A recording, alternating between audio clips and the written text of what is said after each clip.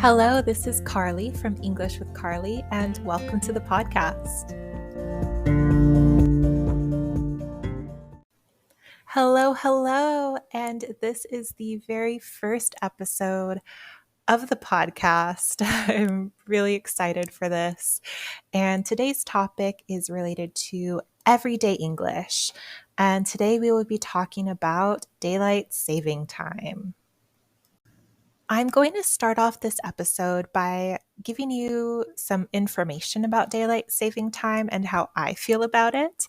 And then at the end of the episode, we'll talk about some questions for you to really think about and interact with in the comments. Or there are also a few other places you can engage with this topic. So we'll talk about that at the end of the episode. But first, let's talk about daylight saving time. So, yes, it is that time of year when we set our clocks forward and start looking forward to longer, hopefully more sunny days in the future to come. In the United States, daylight saving time actually occurred this past Sunday, March 12th. I've always really looked forward to this time of year and having more sunlight in the evenings after work or school. It just feels really nice. Though the first few days after we set our clocks forward can feel really rough and I am very tired, to me, it's ultimately worth it just for the extra time that we have of sunlight in the evening. However, when daylight saving ends in the fall time each year and we have to set our clocks backwards again, I always feel this sense of sadness. And I think it's because, the sun is going to be setting at 4:30 or 5 p.m. and it just feels like the day is gone once I finish work or school for the day. I just really value those extra hours of sunlight in the evening. The matter of daylight saving time has been a hot topic in the United States for many years now. There are so many people who would prefer to stay permanently on daylight saving time and not have to set our clocks backwards every fall and have that more sunshine in the evening. There are also several states that currently are permanently on daylight saving time. At this time, there is actually a bill in the U.S. House of Representatives called the Sunshine Protection Act, and that is meant to propose for the entire United States to permanently stay on daylight saving time. So hopefully we will have some news soon on that issue.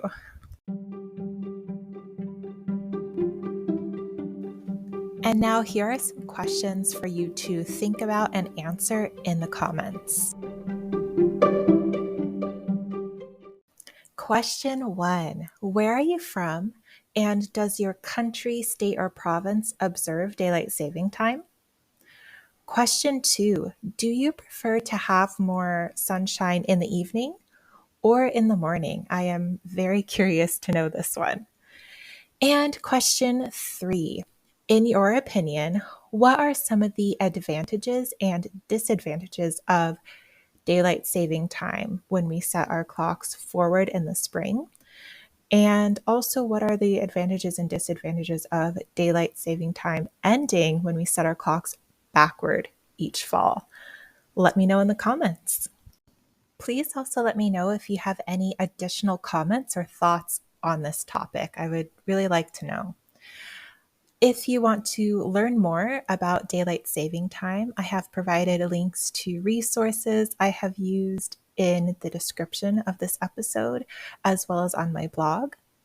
You can also find a written form of this podcast over on my blog, though it is not a direct transcript of this episode. There you can also find the links to the resources, the questions I've asked in this podcast, as well as some suggested homework if you'd like to do a little self-study. If you would like to interact with this topic further, I encourage you to please leave a comment below or over on my blog, or you can join the Facebook group, Everyday English Conversation Practice Free.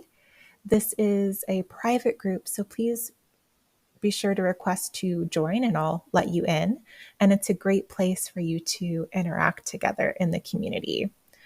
I'll provide a link for that in the episode notes. Also, if you have any questions for me, don't hesitate to leave that in the comments as well. And also let me know if there are any topics you are really interested in me covering next.